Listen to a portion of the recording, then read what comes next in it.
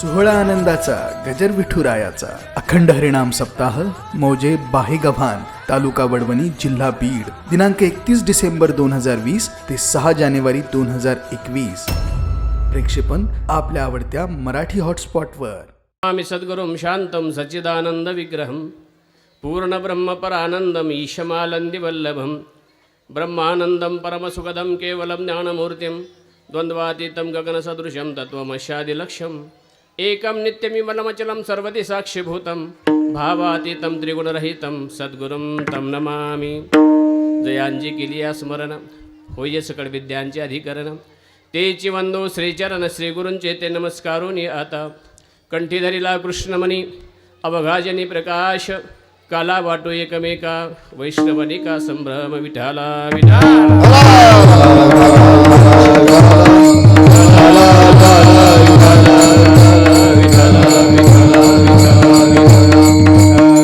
कंठी धरिला कृष्णमणी अवघाजनी प्रकाश काला वाटो एकमेका वैष्णवनिका संभ्रम. प्रस्तुत प्राप्त प्रसंगी कीर्तन रूपे सेवेकरता निवडलेला अभंग. महाराष्ट्रातील थोर संत जगदवंद्य जगद्गुरू श्री तुकाराम महाराजांचा असून तुकाराम महाराजांना जी परमात्मिक अनुभूती प्राप्त झाली ती सांगणारा असा हा अभंग आहे. यथासमय या अभंगावर ही भगवत सेवा भगवत चिंतन संपन्न करायचं आहे. प्रतिवर्षाप्रमाणे अत्यंत उत्साहामध्ये आणि अत्यंत श्रद्धेनं समस्त ग्रामस्थ मंडळी बाहेरगावात हा कार्यक्रम संपन्न करत आहात. कार्यक्रमाला 31वे वर्ष आहे. म्हणजे प्रदीर्घ कालापासून संपन्न होणारी ही परमार्थ साधना आहे. म्हणून सर्व ग्रामस्थ मंडळी धन्यतेस पात्र आहे की सर्वांनी एवढा काळ ही परमार्थ साधना टिकून ठेवलेली आहे. 31 वर्षी परमार्थ साधना चालावी हे गावाच्या अस्तित्वाचं लक्षण आहे.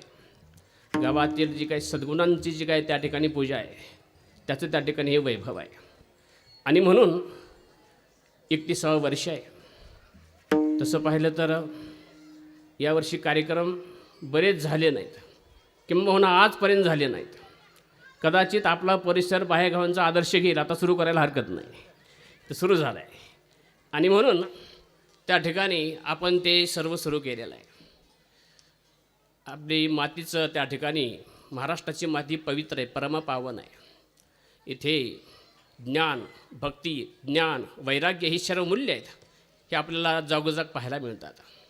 म्हणून आपल्या गावचं अधिष्ठान हरिभक्तपरायण श्री तात्यासाहेब त्या ठिकाणी मस्के महाराज आमच्या महाराजांचे ते त्या ठिकाणी स्नेहित कृपांकित आहेत आमच्या गुरु महाराजांची.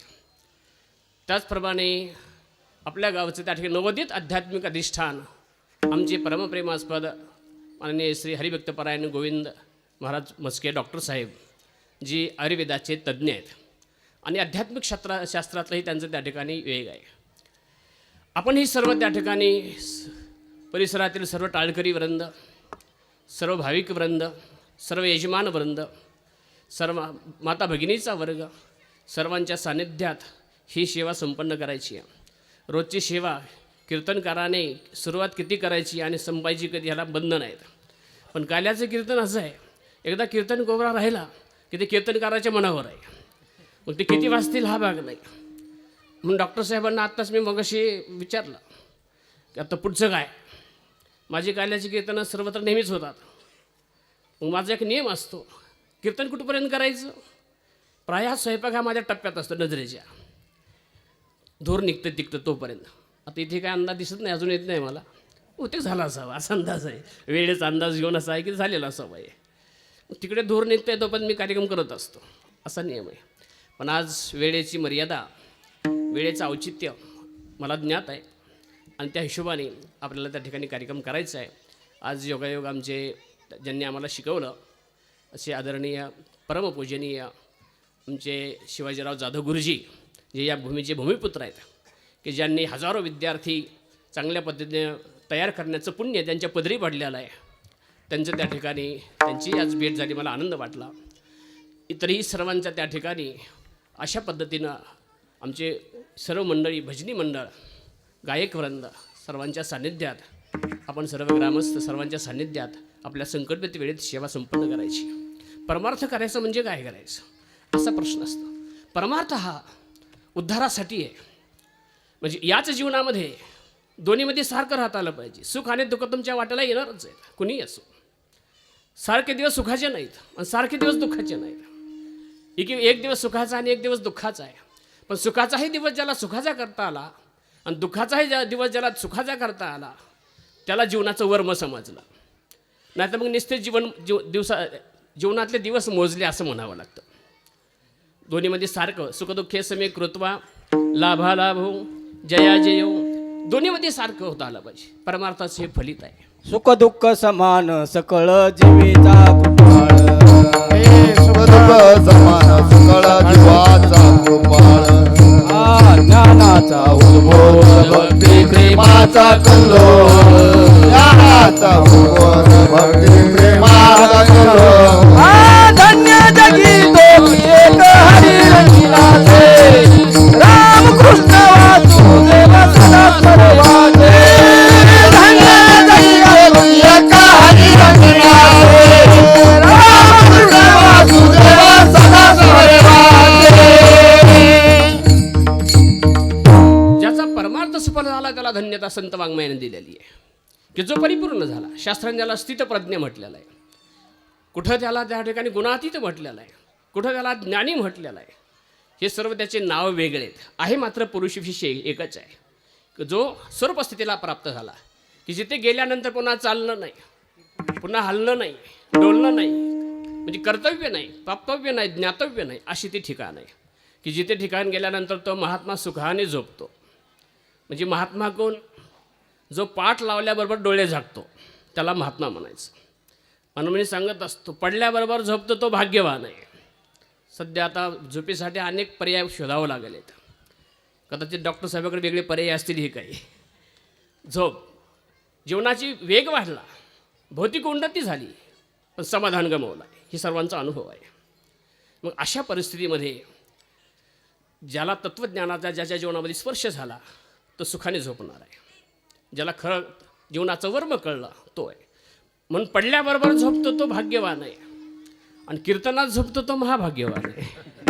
कीर्तनात झोपणार असेल तर अर्थात ब्रह्मस्थिती अशी आहे की तो खऱ्या अर्थाने त्याच्या भाग्याचं वर्णन भगवत पूज्यपाद शंकराचार्य म्हणतात की स्वानंद भावे परिदृष्टिमंतः सशांत सर्वेंद्र वृत्तिमंतः अहर्निशं ब्रह्मण्ये रमन्तः कौपेन मंतः खलु भाग्यवन्तः पंचाक्षर पावनमुच्चरन्तः पतिं पशुना मृदि भावयन्तः भिक्षाशुनो दीक्षु परिभ्रमन्तः कौपीनमन्तः खलु भाग्यवन्तः. विरक्तीचं वर्णन आहे. अशा स्वरूपानं त्या ठिकाणी तो भाग्यवान आहे. पण ही भाग्याची स्थिती ज्याच्या जीवनामध्ये प्राप्त झाली त्याचं जीवन परिपूर्ण झालं. विठाला विठाला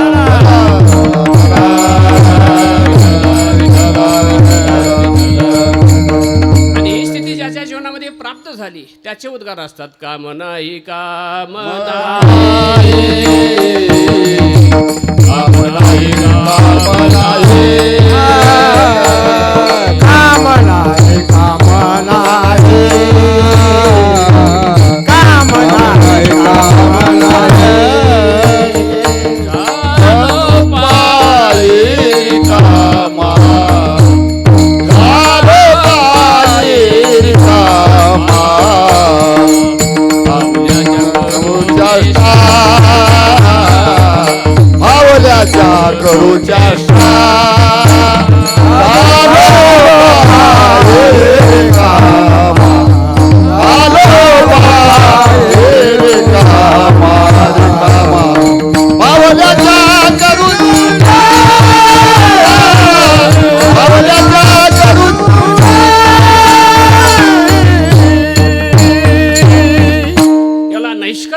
म्हणतात. ही नैष्कर्म्य स्थिती जीवनामध्ये प्राप्त करणं मानवी जीवनाची तिसरी आहे.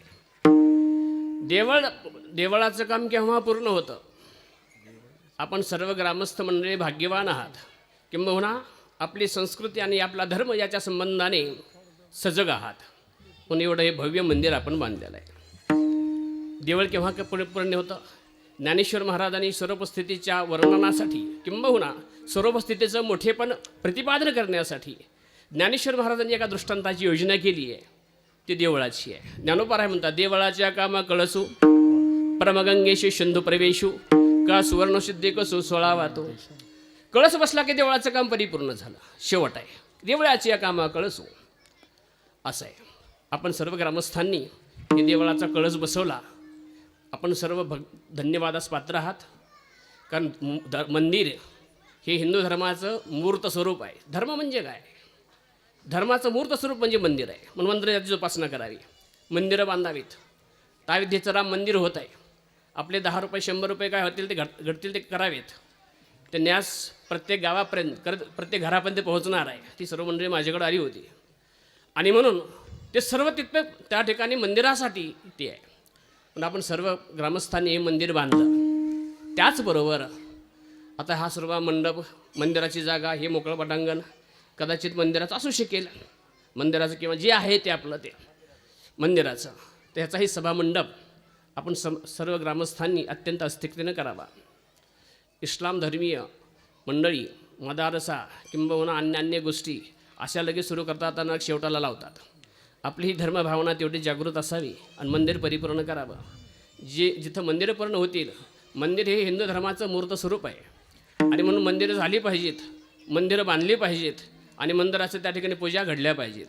आपल्या गावचं हनुमंतर आहे, आपल्या गावचं हे मंदिर आणि सर्व कळस बघून मला आनंद वाटला की समाजाची धार्मिक भावना एवढी जागृत आहे. हे ती सर्व क्रिया आपल्याला दाखवणार आहे. म्हणून हे मंदिर आपण सर्व ग्रामस्थांनी चांगल्या पद्धतीने बांधलं.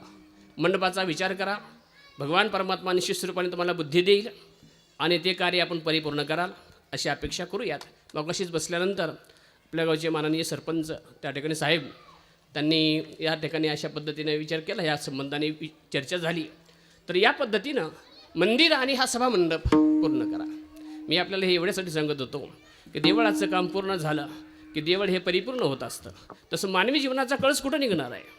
तसं मानवी जीवनाचा कळस निघण्यासाठी जी स्वरूपस्थिती आहे ती मानवी जीवनाचा कळस आहे. म्हणून या दृष्टांताची योजना करताना ज्ञानेश्वर महाराज म्हणतात, देवळाच्या कामा कळसू परमगंगेशी सिंधू प्रवेशू का सुवर्णशुद्धी कोसू 16 तो 3 दृष्टांत दिलेले आहेत. त्याच्यामध्ये परिपूर्णता आहे. तसं स्वरूपस्थिती आहे. चालत चालत जिथं गेल्यानंतर पुन्हा चालणं नाही, परिपूर्णता होते, ती स्वरूपस्थिती म्हणतात. ते ज्याच्या जीवनामध्ये प्राप्त झाले ते तुकाराम महाराज आहेत. तुकाराम महाराजाचं जीवन त्या कुठतलं आहे. पण ही स्थिती सहजासहजी प्राप्त होत नाही. त्यासाठी तपश्चर्या लागते, अनेक त्यासाठी एक निश्चित नियोजन लागतं आणि साधना लागते. विठ्ठला विठ्ठला विठ्ठला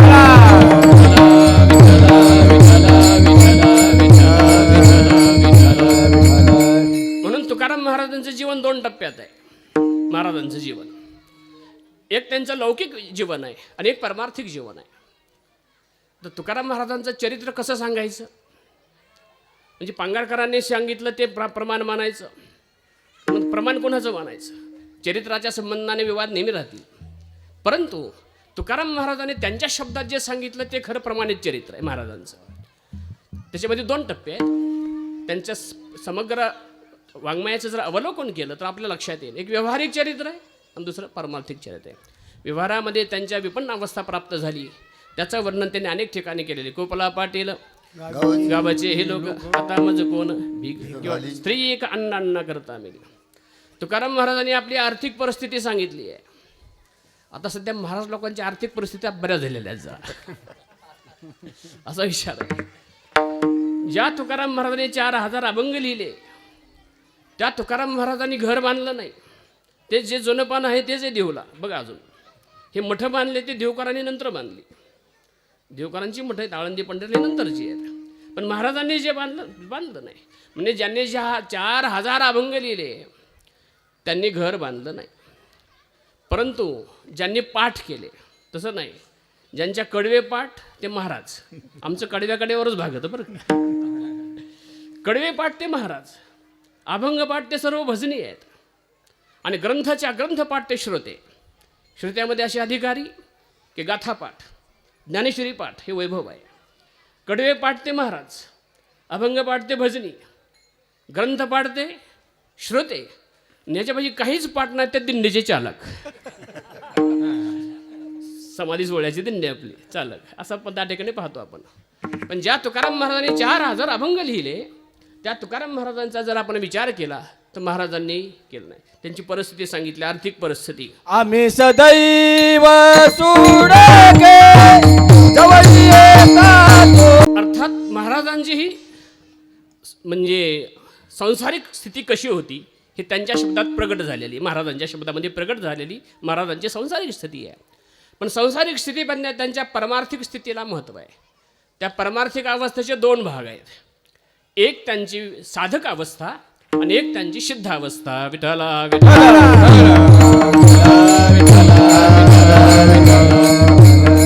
जेव्हा त्यांना परमार्थ प्राप्तीची ओढ होती तेव्हा त्यांचे उद्गार आहेत. काय मी उद्धार पावेन, काय कृपा करील नारायण, ऐसे तुम्ही सांगा संत जन करा समाधान चित्त माझी. काही प्रमाणामध्ये त्यांची साधक अवस्था प्रगट झाली आहे, काही प्रमाणामध्ये तुकाराम महाराजांची सिद्ध अवस्था प्रगट झाली आहे. परंतु महाराजांचे काही अभंग असे आहेत की आपण साधक अवस्थेमध्ये साधना काय केली आणि आपल्या पदरात काय पडलं हे सांगणारे महाराजांची काही अभंग आहेत. आजचा अभंग पहिलं कडवं, साधना कोणती केली आणि फळ काय प्राप्त झालं, महाराज अभंगाच्या पहिल्या कंठी धरिला कृष्ण मनी, कंठी धरिला कृष्ण मनी,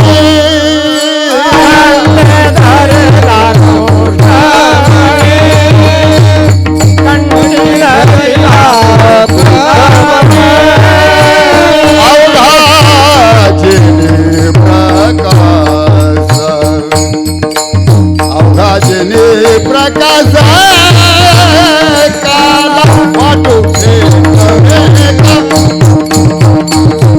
काला वाटो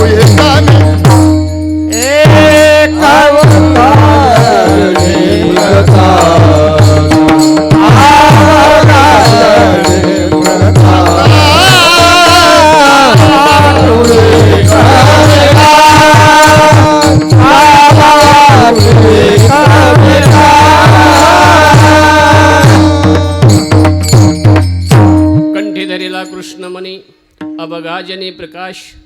तुकाराम महाराज म्हणतात आम्ही कंठामध्ये कृष्णमणी धारण केला. कृष्णमणी म्हणजे कृष्ण नाम रूपी मणी. तसं कृष्णमणी या शब्दाचा अर्थ काळा मणी आहे. आणि जी सौभाग्यवती आहे तिच्या गळ्यामध्ये काळा मणी असतो. किंबहुना काळ्या मण्याशिवाय ती सौभाग्यवती असू शकत नाही, हा अर्थ आहे. पण इथे अपेक्षित असणारा अर्थ तो नाही.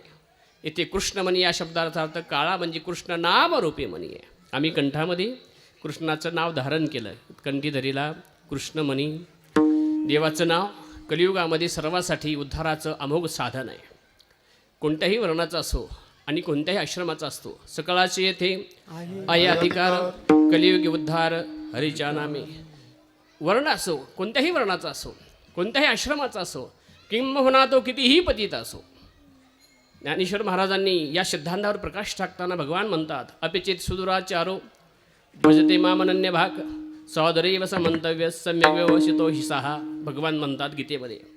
आणि ज्ञानेश्वर महाराज या अभंगाचं ह्या श्लोकावर व्याख्यान करताना ज्ञानेश्वर महाराजांनी ज्या ओव्यांची योजना केली आहे त्या अत्यंत चिंतनीय आहेत, किंबहुना त्या सिद्धांताचा परिपोष करणारे आहेत, म्हणून त्याला विशेष महत्त्व आहे.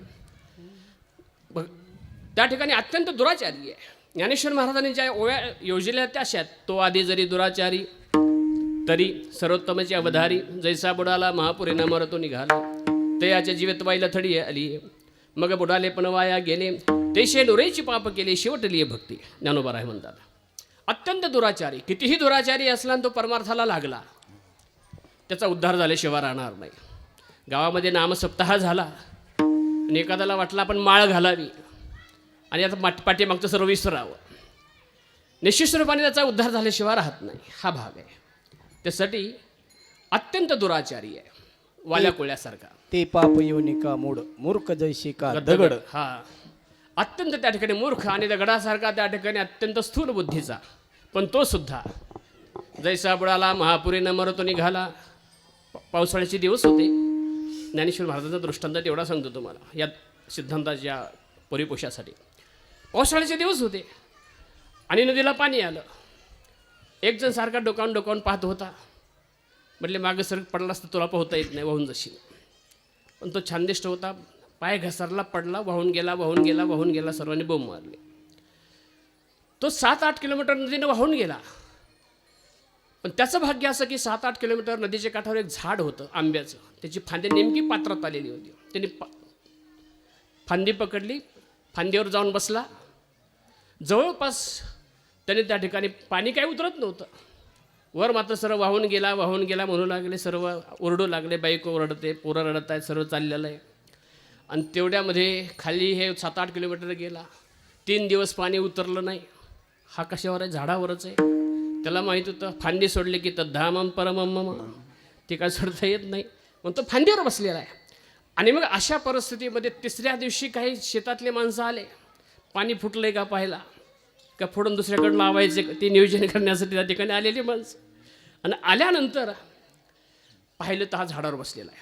हुशार होते, त्यांनी जाणलं, द्वारीने खाली काढलं, गावात आणलं, औषध पाणी केलं, सर्व झालं. आणि इकडे 2-3 दिवस गेले. वरचे म्हणत होते गेला म्हणजे आता कायमचा गेला, आता तो राहिला नाही. 3ऱ्या दिवशी ह्याला सावडून टाकलं जिवंतपणेच. 3ऱ्या दिवशी सावडण्याचा कार्यक्रम उरकला. अजून 2-4 दिवस गेले, त्याच्यात 10वा आला.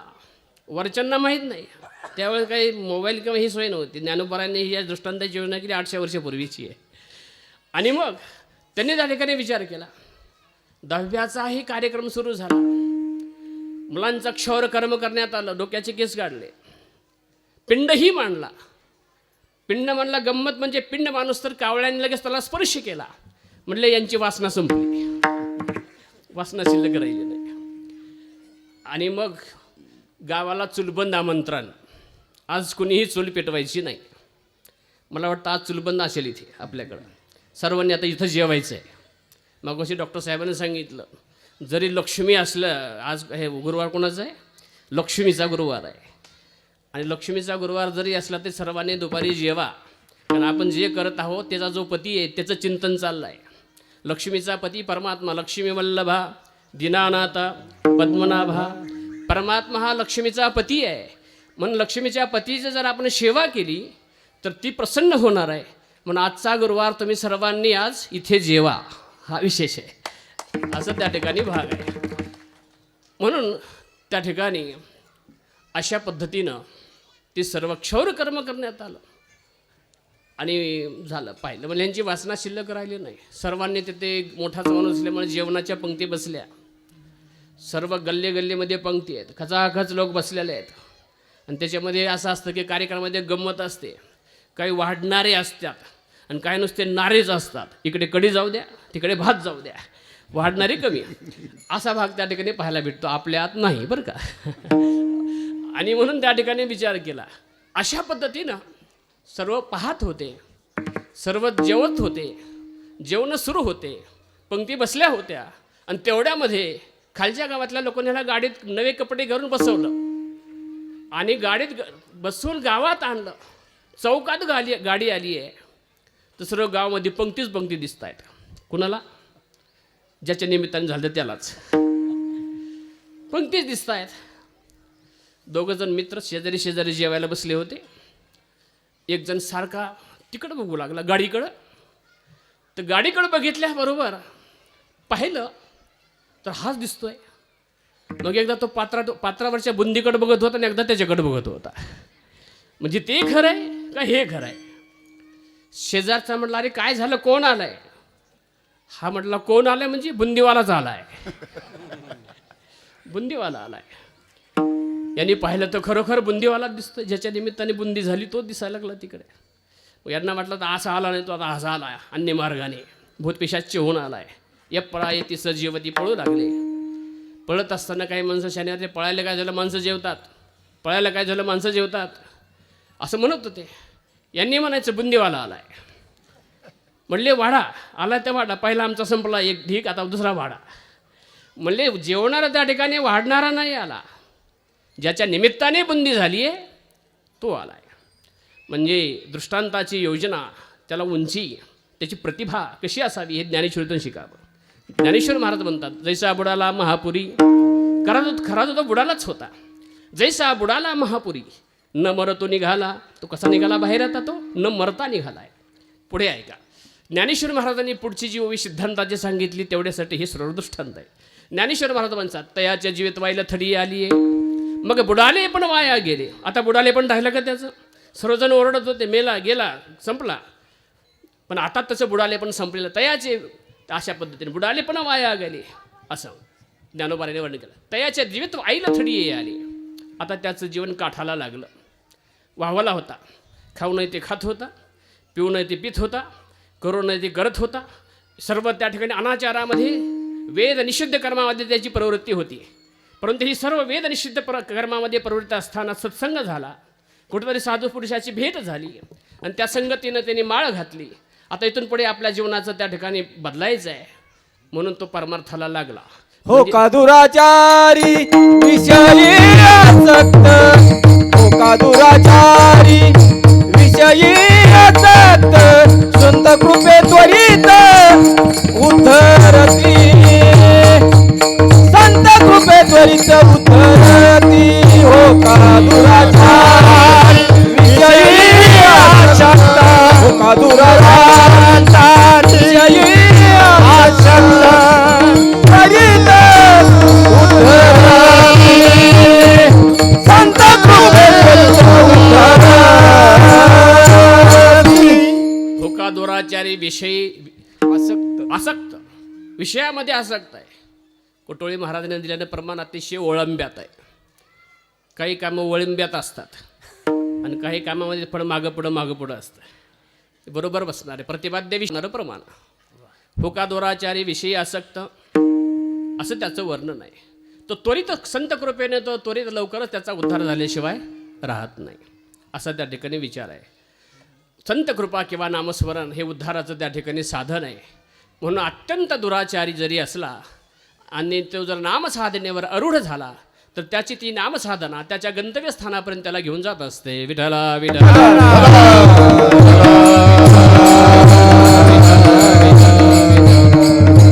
अशा पद्धतीने हे सर्व समावेशक साधन असल्यामुळं तुकाराम महाराज म्हणतात आम्ही ते कंठामध्ये धारण केलं. म्हणून हा आदर्श सर्वांनी घ्यावा.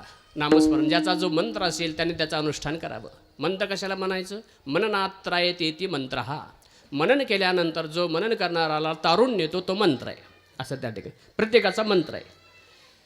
आता सध्या कोरोनाचा काळ असल्यामुळं तुम्हाला आरोग्याचे 2 मंत्र सांगतो. आरोग्य डॉक्टर साहेब आपल्याला ज्ञात असेल, आयुर्वेदाने त्या ठिकाणी सांगितलेले आहेत. अच्युताय नमः, अनंताय नमः, गोविंदाय नमः. एक मणी ओढायचा आहे आणि असे 108 वेळेस त्याचं त्या ठिकाणी करायचं. अच्युताय नमः, अनंताय नमः, गोविंदाय नमः. आरोग्याचा मंत्र आहे. हा माझा नाही, हा आयुर्वेदाने शतकानुशतकं चालक आल्या दृष्ट्या ऋषींनी सांगितलेला मंत्र आहे. आयुर्वेदाने सांगितलेला अच्युताय नमः, अनंताय नमः, गोविंदाय नमः. एक मणी ओढा, एक माळ करा. निश्चित स्वरूपाने आरोग्याला त्याचा फायदा होतो. आणि दुसरा सर्वांसाठी सोपं आहे. श्रीराम जय राम जय जय राम, श्रीराम जय राम जय जय राम. हाही आरोग्याचा मंत्र आहे. हे 2 मंत्र आहेत. मंत्र मननात्रायते इति मंत्र. हा कुणाचा ओम नमो भगवते वासुदेवाय असेल, कुणाचा रामकृष्ण हरी मंत्र दिला, राम कृष्ण हरी असं वर्णन केलेलं आहे संत वाङ्मयाने. प्रत्येकाचा मंत्र आहे आणि हे नेहमी करायचं, अखंड आहे. त्या ठिकाणी पूर्वीच्या काळामध्ये माणसं पहाटे उठायचे आणि पहाटे उठून हे काकडा करायचे असं त्या ठिकाणी भजनी मंडळ काकडा करायचं. आता सध्याचा विलक्षण काळ आहे. सध्या भजनी आणि काकडा त्यांचा 36चा आकडा आहे. म्हणजे नवीन भजनांचं बरं का तसं पाहिलं तर. पण काकड्याचं भजन हे मन प्रसन्न करणारं भजन आहे.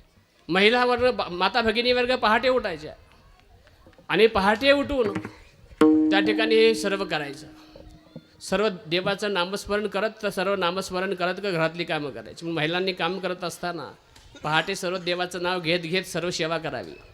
रामकृष्ण हरी म्हणत झाडून काढा सकाळी, रामकृष्ण हरी म्हणत दारात सडा टाका, रामकृष्ण हरी म्हणत केर कचरा काढा, रामकृष्ण हरी म्हणत शेजाऱ्याच्या दारामध्ये नेऊन टाकायचं आहे का?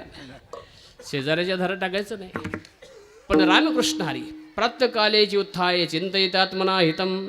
प्रातःकाळ उठून त्या ठिकाणी हे करायचं आहे. म्हणून नामस्मरण हे कलियुगामध्ये उद्धाराचं अमोघ साधन आहे. विठ्ठला विठ्ठला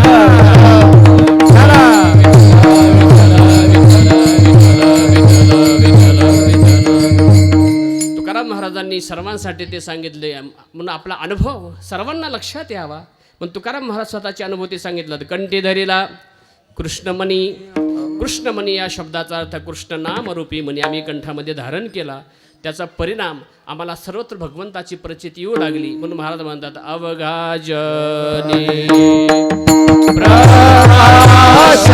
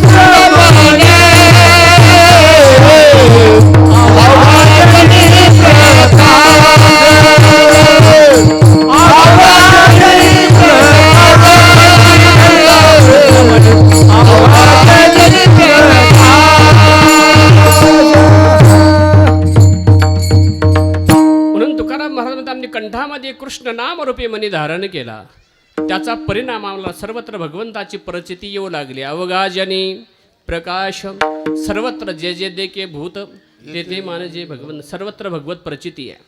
आणि अशी आम्हाला ही भगवत प्रचिती नामस्मरणाच्या द्वारा आले म्हणून केलेलं साधन आणि प्राप्त झालेली स्थिती महाराज अशा पद्धतीत सांगतात की कंठे धरला कृष्णमणी अवगाजनी प्रकाश. आणि अवगाजनी प्रकाश म्हणजे हा जो जीव ब्रह्मैक्यरूपी त्या ठिकाणी हा जो बोध आहे तो आमच्या जीवनामध्ये प्राप्त झाल्यामुळं जीव ब्रह्मैक्यरूपी हा काला आम्ही परस्परामध्ये वाटू. महाराज अभंगाच्या दुसऱ्या काला वाटू एकमेका, काला वाटू एकमेका, काला वाटू एकमेका, काला वाटू एकमेका,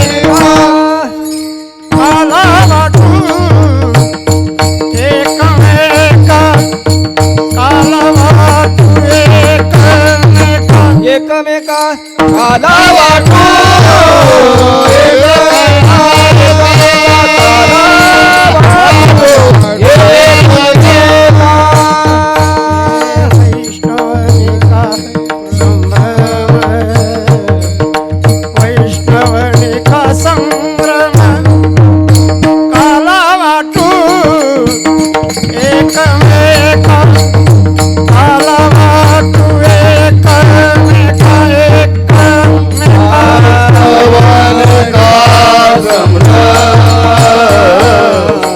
वैष्णवनिका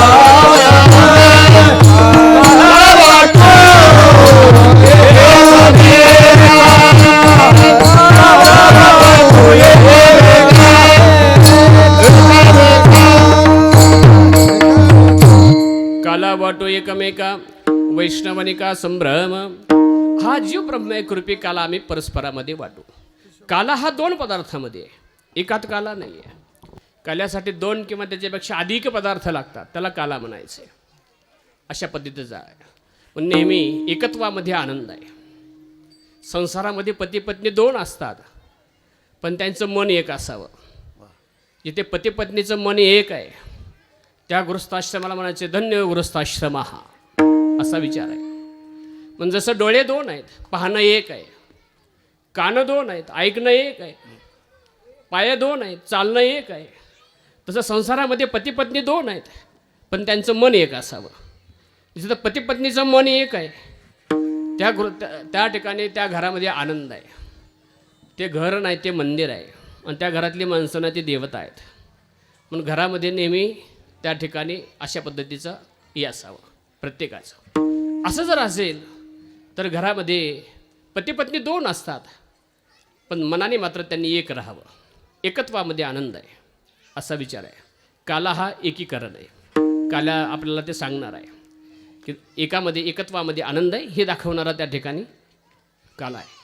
अशा स्वरूपाचा काला जो पराकोटीचा बोध आहे तिथे त्या ठिकाणी प्राप्त होत असतो. जीव आणि ब्रह्म एकाचं एकीकरण जेव्हा होत असतं, जीव हा जेव्हा मी ब्रह्मरूप आहे म्हणत असतो की त्या ठिकाणी सच्चिदानंदरूप परब्रह्म मी आहे आणि माझ्या आत्मस्वरूपाच्या ठिकाणी संसार कालत्रय झालाच नाही, तो विसरायचा नाही. त्या ठिकाणी अशा स्वरूपात असा हा बोध ज्याचा पक्का आहे त्याला त्या ठिकाणी विशेष महत्त्व आहे.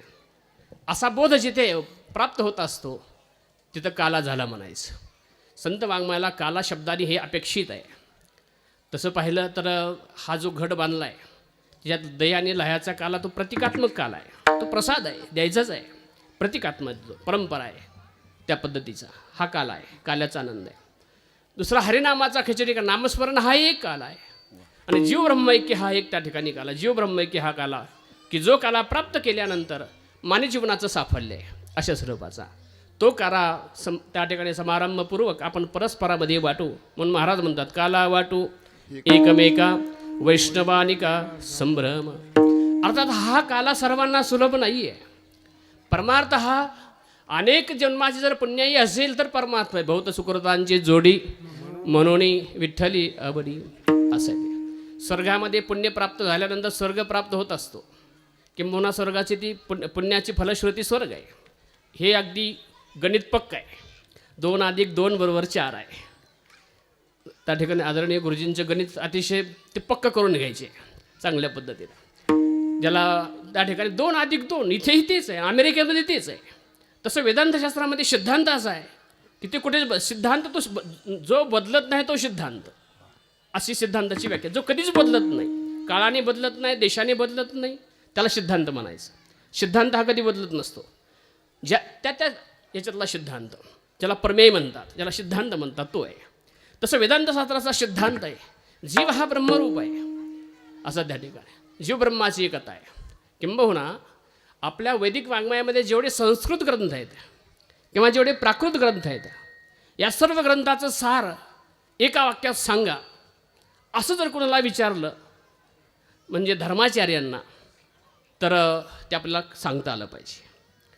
म्हणून भगवतपूज्यव्याद यांनी म्हटलेलं आचार्यांनी की श्लोकार्धेन प्रवक्ष्यामि यदुक्तं ग्रंथकोटिभिः ब्रह्मसत्यं जगन्मिथ्या जीव ब्रह्मैव नापरः यद ग्रंथकोटिभिः उक्तम. म्हणजे कोटी ग्रंथांनी जे सांगितलं तत् अहम श्लोकार्धेन प्रवक्ष्यामि, ते मी अर्ध्या श्लोकात सांगणार आहे. आचार्य म्हणतात कोटी ग्रंथाचं सार आहे, ते अर्ध्या श्लोकात सांगणार आहे. ते आपल्याला शब्दांनी कळलं पाहिजे आणि अनुभूतीने कळलं पाहिजे. शब्दांनी कळेल पण अनुभूतीने कळण्यासाठी वेळ लागत असतो. तो अर्धा श्लोक असा आहे, ब्रह्मसत्यम जगन्मिथ्या जीव ब्रह्मैव नापरः. ब्रह्मसत्य जीव मिथ्या, त्या ठिकाणी अशा ब्रह्मसत्यम जगन्मिथ्या, जगत हे मिथ्या आहे आणि जीव हा ब्रह्मरूप आहे. या 4 गोष्टी, 3च गोष्टी आहेत. ब्रह्मसत्य आहे, ब्रह्मसत्यम, जगन्मिथ्या, जगत मिथ्या आहे आणि जीव हा ब्रह्मरूप आहे. ब्रह्मसत्य आहे, जगत मिथ्या आहे आणि जीव हा ब्रह्मरूप आहे. या 3 गोष्टी ज्यांना कळल्या त्यांचा संसार, त्यांचा परमार्थ हा परिपूर्ण झाला असा विचार. यालाच काला म्हणायचं आहे. अशा स्वरूपाचा त्या ठिकाणी काला आहे. जीव ब्रह्मैक्य हा काला आहे. हा जीव ब्रह्मैक्यरूपी काला महाराज म्हणतात आपण परस्परामध्ये वाटू. म्हणून त्याचं वर्णन करत असताना तुकाराम महाराज म्हणतात काला वाटू एकमेका वैष्णवनिका संभ्रम. असा हा जो काला आहे तो सहजासहजी प्राप्त होत नाही. त्यासाठी अनेकांना त्या ठिकाणी प्राप्त करावं लागतं. पुण्याने स्वर्ग भेटेल पण स्वर्गातलं पुण्य तात्कालिक आहे, परत ते संपलं की खाली यावं लागतं. मग तया पुण्याची पाऊटी सरे सभेची इंद्रपणाची उटी उतरे आणि येऊ लागते माघारे मृत्यू लोका. पुण्य संपलं की खाली यावं लागतं. ज्ञानेश्वर महाराजांनी त्यासाठी दिलेला दृष्टांत आहे. जैसा वेश्याभोगी कवडा वेची. वेश्येच्या नादाला लागणारा जो मनुष्य आहे तो सर्व पैसा कुठपर्यंत आपलं दार त्या उघडं ठेवते त्याच्यासाठी, जोपर्यंत त्याच्यापाशी पैसा आहे. एकदा पैसा संपल्यानंतर त्याने त्याच्या दाराला हातसुद्धा लावायचा नाही. ज्ञानोबराय म्हणतात वेश्याभोगी कवडा वेचे. कवडा वेचे संपला आता, मग दारही चेपून येते याची. आता त्याच्या दाराला हातसुद्धा लावायचा नाही. तैशे लाजिरवाणे दीक्षितांचे काय सांगू. तसं स्वर्गामध्ये जे पुण्य अधिक करून स्वर्गामध्ये गेले ते सुद्धा पुण्य संपल्यानंतर मग तया पुण्याची पावटी सरे सभेची इंद्रपणाची ओटी उतरी आणि येऊ लागती वाघारे मृत्यू. असे जे उत्तम लोक आहेत त्यांना हा आनंद नसल्यामुळं आम्ही त्यांना वाकडं दाखवू असं महाराज अभंगाच्या तृतीय चरणात. ब्रह्मादिका वापलिया ब्रह्मादिका ब्रह्मादिका वापलिया ब्रह्मादिका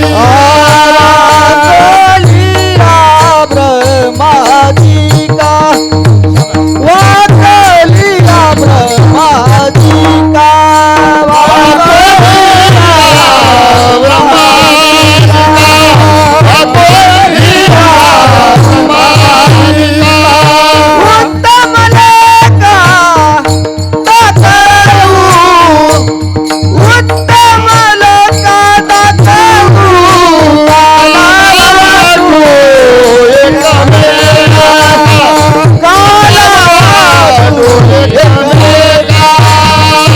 वाकोले या ब्रह्मादिका उत्तम लोका दाखवू.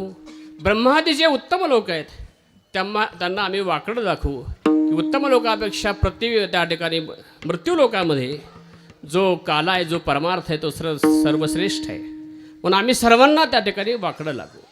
कारण हा काला इथे सर्वांना आहे. जर पामर असेल तर तो विषयीच्या भूमिकेत जात असतो, जर विषयी असेल तर तो मुमुक्षीच्या भूमिकेत जात असतो.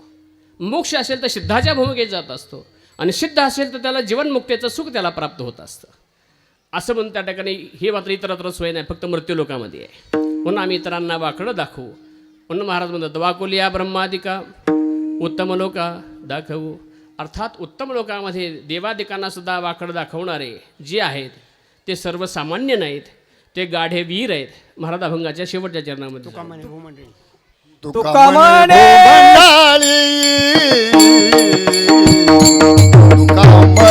हो मंडाळी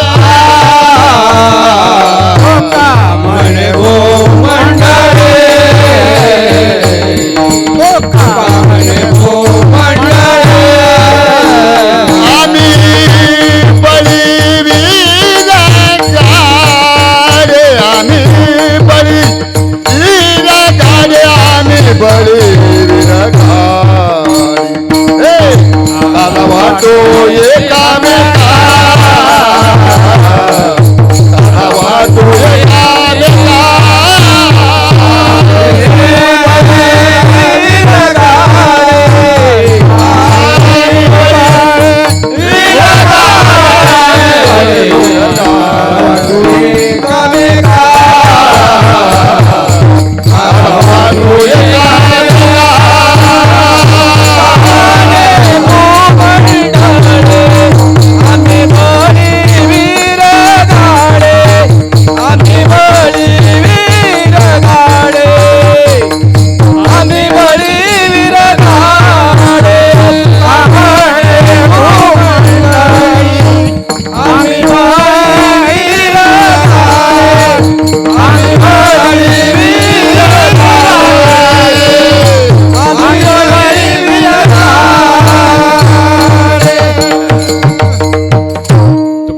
भूमंडळी. सोहळा आनंदाचा गजर विठुरायाचा अखंड हरिनाम सप्ताह मौजे बाहेगव्हाण तालुका वडवणी जिल्हा बीड दिनांक 31 डिसेंबर 2020 ते 6 जानेवारी 2021. प्रक्षेपण आपल्या आवडत्या मराठी हॉटस्पॉटवर.